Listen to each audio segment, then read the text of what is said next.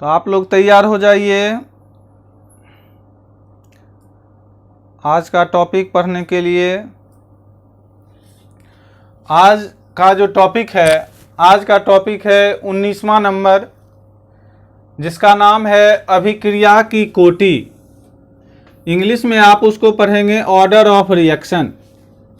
और इससे जो पहले 18 नंबर जो पॉइंट था, 18 नंबर पॉइंट, वह था अनुक्ता, जिसको इंग्लिश में कहते हैं मॉलिक्यूलरिटी। 18 नंबर था अनुक्ता, मॉलिक्यूलरिटी। और अभी जो हम टॉपिक शुरू करने वाले हैं, वह टॉपिक है अभिक्रिया की कोटि, ऑर्डर ऑफ रिएक्शन। क्या है टॉपिक का नाम? Order of reaction. क्या नाम है? Order of reaction. तो अभी यही टॉपिक शुरू होगा। कौन सा टॉपिक शुरू होगा? Order of reaction. सर, हाँ, आवाज आगे आगे है, मतलब आपका आप जो बोल रहे हैं ना, हाँ, वो आगे आगे है आवाज। अब ठीक आ रहा होगा, अब ठीक आ जाएगा आवाज। तो चलिए, अभी जो टॉपिक हम पढ़ा रहे हैं वह है अभिक्रिया की कोटि और order of reaction. Order of reaction तो लिखेंगे वेग समीकरण। अब सही है ना? वेग समीकरण में नहीं सर, कहाँ नहीं है? जूम पर कि यूट्यूब पर? जूम पर क्या है? मतलब आप जो बोल रहे हैं ना, हाँ, वो आगे आगे आवाज पीछे पीछे। चलिए फिर से, वीडियो आगे आगे चल रहा है, आवाज। ठीक है, फिर से भेज दीजिए।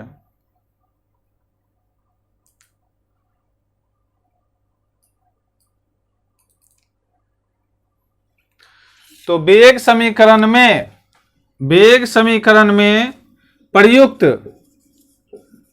वेग समीकरण में प्रयुक्त सांद्रण, वेग समीकरण में प्रयुक्त,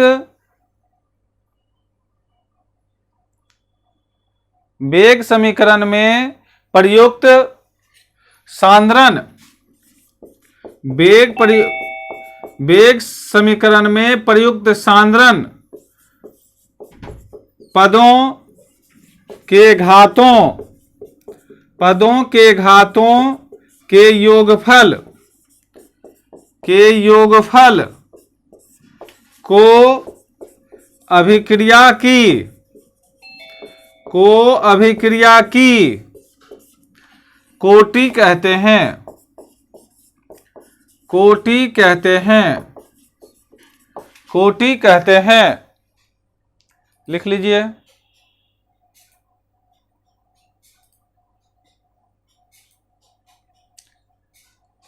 लिख लिए?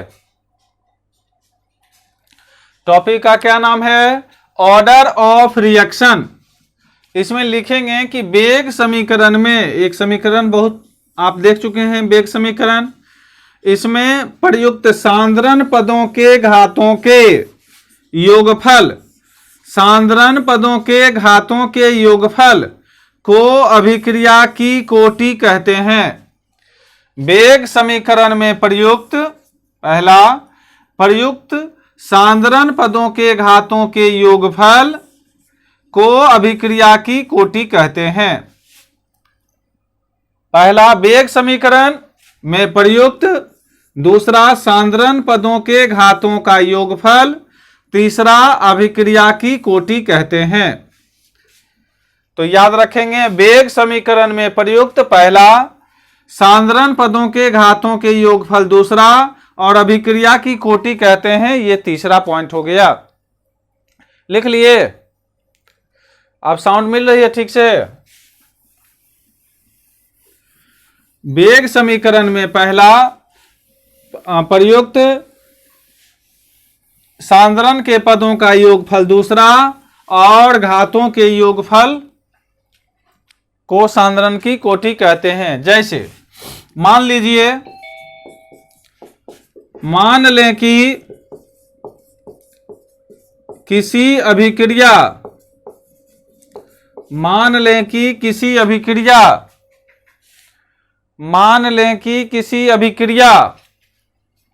का वेग निम्नलिखित, जो नीचे हम लिखेंगे अभी, निम्नलिखित प्रकार से व्यक्त किया जाता है, तो वेग बराबर के C1 डॉट C2 और डॉट C3, जिसके ऊपर में C1 के ऊपर कर दीजिएगा N1, C2 के ऊपर N2 और C3 के ऊपर N3। इस तरह से लिखेंगे के C1 ऊपर में N1, C2 इंटू है ये N2 और C3 N3, ऐसा लिखेंगे। के C1 N1, C2 N2 और C3 N3, ये हो गया फॉर्मूला। अब लिखाएंगे के इसमें क्या है, C क्या है और N क्या है। के क्या है, C1 C2 C3 क्या है, N1 N2 और N3 क्या है। लिख लिए, बताएं। मान लें कि किसी अभिक्रिया का वेग निम्नलिखित प्रकार से व्यक्त किया जाता है। वेग बराबर के C1 N1, उसके बाद N2, उसके बाद N3। अब लिखेंगे जहां N1, N2 और N3 क्रमशः 3 है। पहला N1, दूसरा, आवाज आ रही है ठीक से, मिला, आवाज ठीक से मिल रहा है। Yes sir. चलिए, जहां N1, N2 और N3 क्रमशः क्या है, तो अभिकारक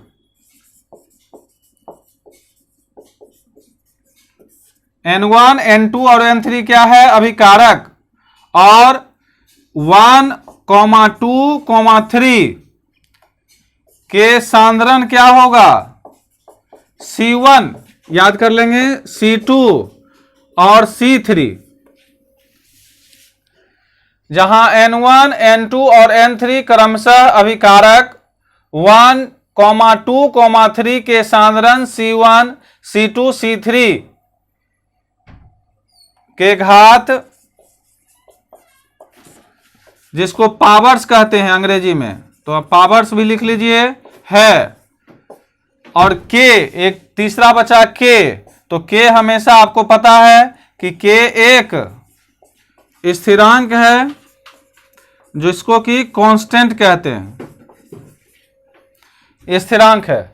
जहां N1, N2 और N3 क्रमशः अभिकारक, पहला कल हम पूछेंगे कि N1, N2, N3 क्या है, तो आप बोलिएगा अभिकारक। 1, 2, 3 सांद्रण का क्या है, 1, तो C1 को इंग्लिश में कहते हैं कॉन्सेंट्रेशन और हिंदी में कहते हैं सांद्रण। तो C स्मॉल, ये जो कैपिटल लिखा हुआ है C, ये कॉन्सेंट्रेशन 1, ये कॉन्सेंट्रेशन नंबर 2 और ये कॉन्सेंट्रेशन नंबर 3, और तीसरा हो गया आपका K कांस्टेंट। तो 3 आप याद रखेंगे, पहला N1, N2 और N3 अभिकारक, दूसरा 1, 2, 3 कॉन्सेंट्रेशन और तीसरा स्थिरांक। तो तीनों पॉइंट याद कर लेंगे। अब अगर पूछा जाएगा कि ये अभिकारक की कोटि या अभिक्रिया की कोटि, ये जो कोटि है अभिक्रिया की कोटि, ये जो टॉपिक ऊपर में हम लिखे हैं, इसको हम कैसे जोड़ेंगे, तो N1 plus N2 plus N3 जोड़ देंगे, वही हो गया अभिक्रिया की कोटि। अभिक्रिया की कोटि में N1, N2 और N3 इस तीनों को जोड़ेंगे, वो कहलाएगा अभिक्रिया की कोटि। उदाहरण के साथ भी बताएंगे, लेकिन पहले आप लिख लीजिए। तो इसमें 3 टर्म आया, एक K आया, दूसरा C1, C2, C3 आया, और तीसरा N1, N2 और N3 आया। अब ये जो टॉपिक हम अभी पढ़ रहे थे, अभिक्रिया की कोटि, जिसको आप अंग्रेजी में भी याद कर लेंगे, अभिक्रिया की कोटि जिसको रेट ऑफ रिएक्शन बोलेंगे। रेट ऑफ रिएक्शन बराबर क्या होगा, N1 प्लस N2 और प्लस N3। ये आपका कंसेप्ट हो गया। अभिक्रिया की कोटि में ये कंसेप्ट हो गया, लिख लिए।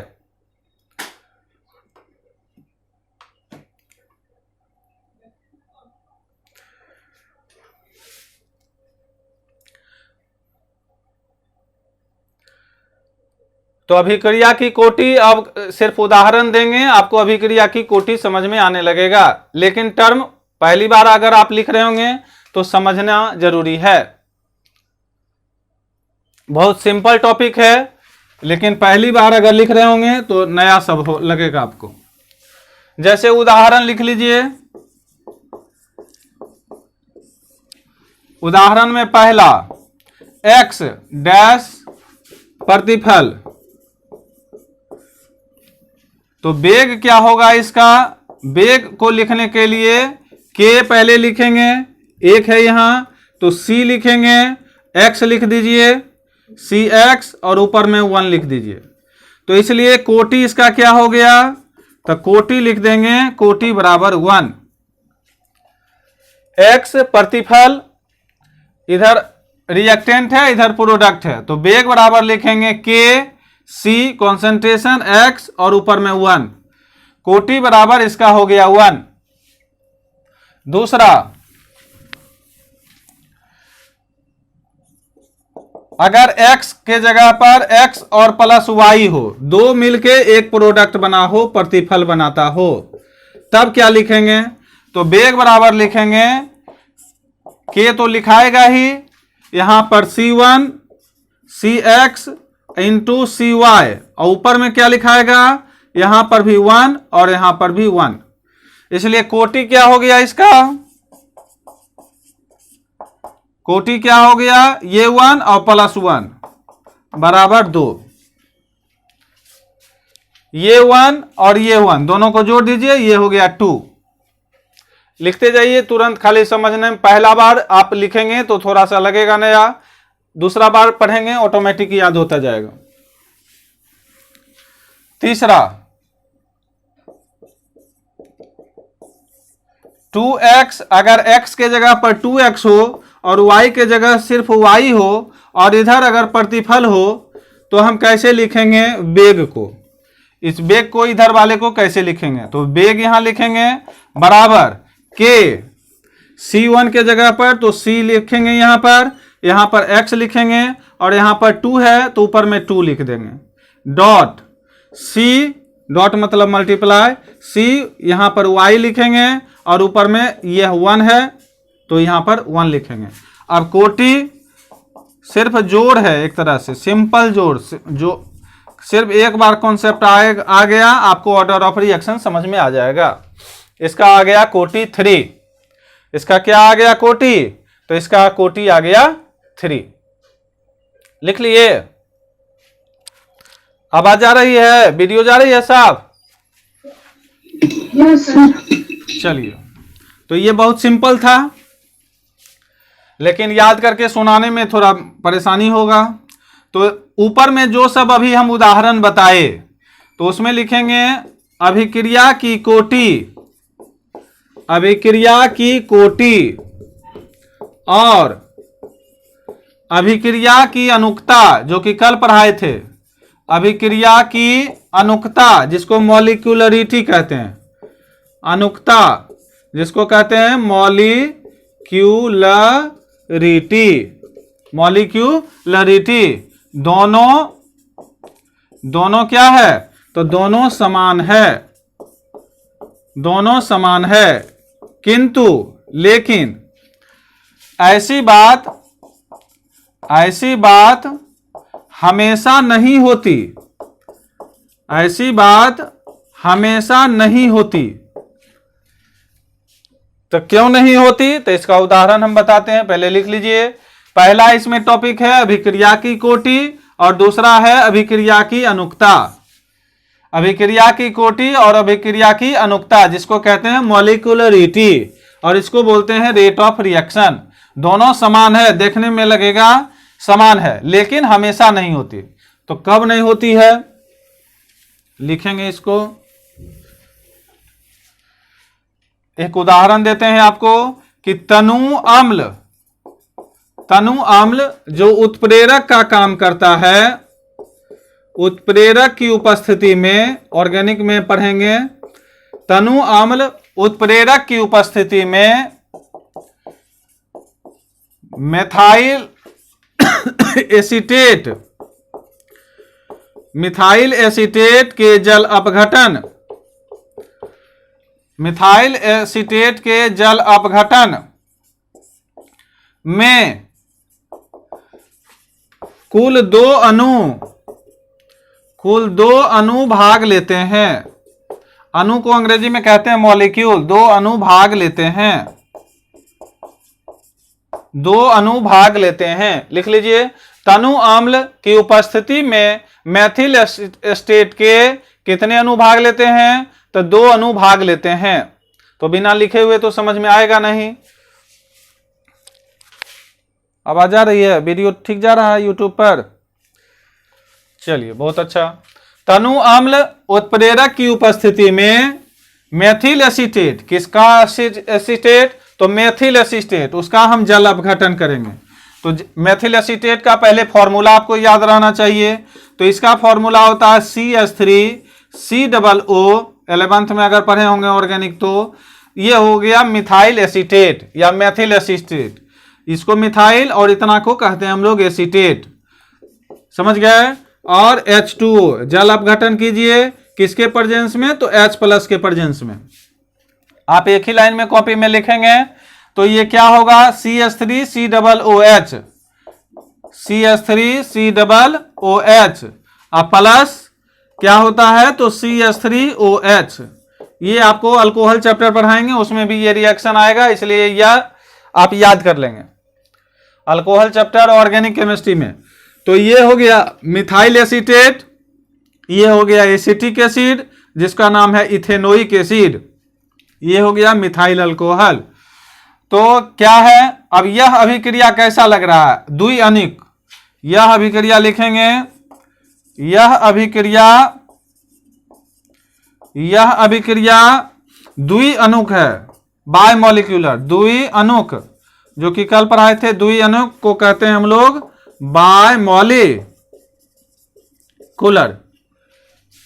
बायमॉलिक्यूलर है, लिख लिए। नेक्स्ट क्लास में पूछेंगे कि मिथाइल एसीटेट और वाटर वाला जो रिएक्शन था ये कैसा था, तो आप बोलेंगे बायमॉलिक्यूलर।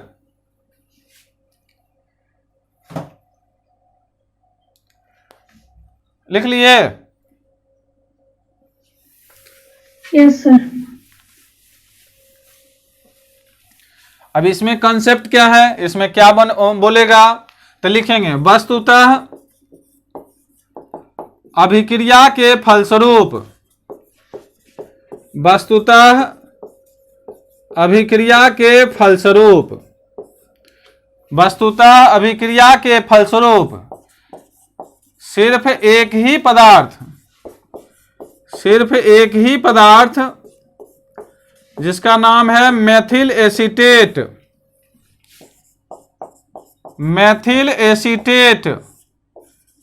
के मोलर सांद्रण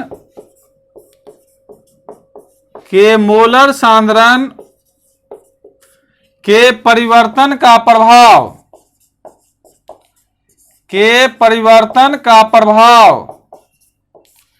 अभिक्रिया के वेग पर पड़ता है। लैंग्वेज बहुत सिंपल है, याद होता चला जाएगा।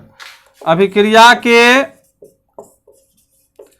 वेग पर पड़ता है, वेग पर पड़ता है। वीडियो जा रही है ठीक? Yes sir. वस्तुतः अभिक्रिया के फलस्वरूप सिर्फ एक ही पदार्थ जिसका नाम है मिथाइल एसीटेट, फॉर्मूला भी तुरंत बताए हैं आपको, CH3COO CH3, याद कर लेंगे आप लोग। मिथाइल एसीटेट के मोलर सांद्रण के परिवर्तन के प्रभाव अभिक्रिया के वेग पर पड़ता है। एक ही पदार्थ, सिर्फ इसी का।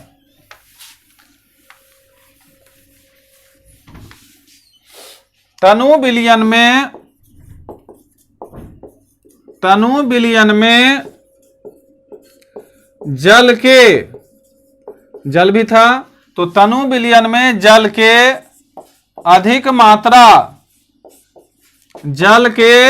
मात्रा में उपस्थित तनु विलयन में जल के अधिक मात्रा में उपस्थित रहने के कारण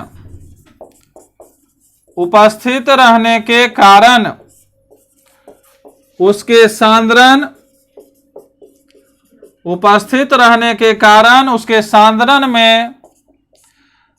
सांद्रण में कोई विशेष परिवर्तन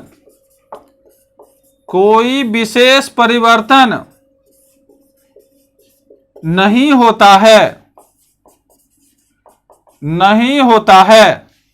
तनु विलयन में जल के अधिक मात्रा में उपस्थित रहने के कारण उसके सांद्रण में कोई विशेष परिवर्तन नहीं होता है। तो ये कंसेप्ट आपको याद रखना है क्या, कि तनु विलयन की अगर बात होगी तो जल का अगर आप उसमें अधिक मात्रा उपस्थित अगर करते हैं, उसमें ज्यादा डालते हैं, तो उसके सांद्रण में कोई विशेष परिवर्तन नहीं होता है। और ऐसी प्रक्रिया को हम लोग क्या कहते हैं? ऐसी प्रक्रिया को क्या कहते हैं? तो अतः लिखेंगे अंतिम में, अतः यह प्रथम कोटि की अभिक्रिया।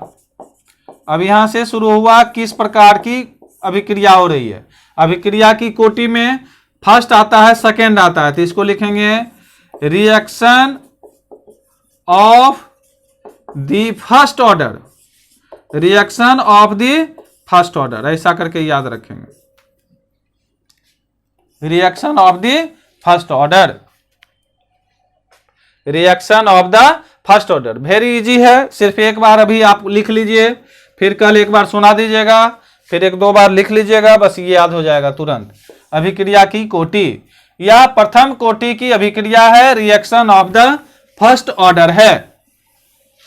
जैसे वेग में हम लिखेंगे कैसे इसको, अगर वेग बराबर हमें लिखना हो इसको, फर्स्ट ऑर्डर ऑफ रिएक्शंस को अगर हम चाहते हैं कि वेग के द्वारा हम इसको दर्शाएं, तो वेरी इजी है। यहां पर k लिख दीजिए, यहां पर आप लिख दीजिए c, यहां पर c बड़ा वाला में लिख दीजिए, नीचे यहां पर x के जगह पर लिख दीजिए CH3 COOCH3 इंटू एक और था आपका, यहां पर C लिख दीजिए और यहां पर H2O लिख दीजिए। लिख लिए, लिखे कि नहीं? Yes sir. तो वेरी इजी है, लेकिन H2O जो है अत्यधिक रहने के कारण, CH2O जो लिखे हैं आप, ये कॉन्सेंट्रेशन H2O का ये स्थिरांक हो जाता है। तो इस बात को भी हम लिख देते हैं, लिखिए, किंतु H2O अत्यधिक रहने के कारण CH2O, कंसेंट्रेशन ऑफ H2O जो होता है इसका स्थिरांक हो जाता है। अतः अगर एक वो स्थिरांक हो गया तो वेग क्या हो जाएगा, अब उसका नाम भी लेने की जरूरत नहीं है, के CH3 और CH3 COOCH3, बहुत इजी है, लिख दीजिए। और अभिक्रिया की कोटि इसमें कितना हो जाएगा ये बताइए।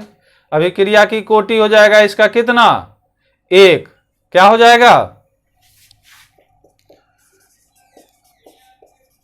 एक बार लिखेंगे उसके बाद ऑटोमेटिक एक बार हम सुन लेंगे, बस अभिक्रिया की कोटि, ऑब्जेक्टिव पूछते जाएंगे। कि अभिक्रिया की कोटि उसका कितना हुआ, आप बताएंगे 1।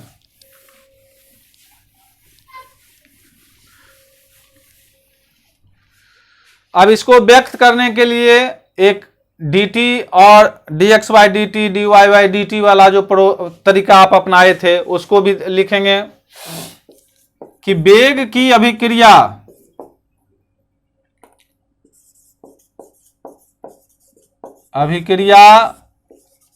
के वेग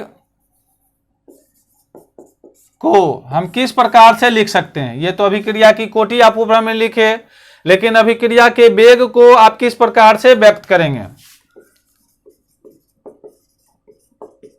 कैसे करेंगे। तो आप करेंगे वेग बराबर, बहुत इजी है, आप बहुत बार लिख चुके हैं, डी स्मॉल में लिखेंगे, इसमें लिखेंगे बड़ी ब्रैकेट में CH3 COO CH3, फिर ये बड़ी ब्रैकेट बंद कर देंगे, फिर यहां पर लिखेंगे dt, लिख दिए। और हमेशा रिएक्टेंट वाले को जो इस साइड में लेफ्ट साइड में होता है उसमें माइनस, और इस साइड में जो लिखते हैं आप उसमें क्या लिखते हैं आप लोग, प्रोडक्ट के तरफ इसमें लिखते हैं आप लोग क्या, प्लस। तो D concentration of CH3 COOH by dt, समझ गए कि नहीं। और क्या लिखते हैं, बराबर, एक तो वो आया था, दूसरा और कौन आया था, D, इसमें भी प्लस लिखेंगे, बड़ी ब्रैकेट CH3OH एक और प्रोडक्ट आया था, और इसके बाद लिखेंगे dt।